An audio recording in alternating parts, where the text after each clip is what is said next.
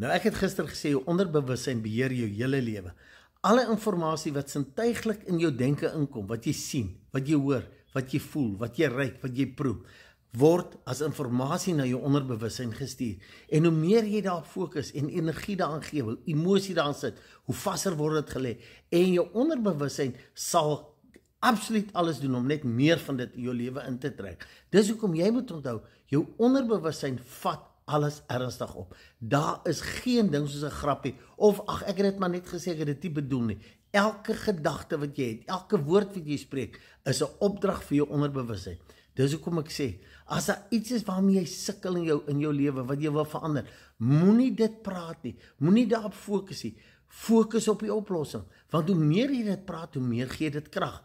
Nou sê ek staan teen dit, nee, jy moenie dit wat jy op fokus, al staan jy teen iets, jy gee krag, jy staan dan eintlik vir dit, want jou onderbewussyn vat dit ernstig.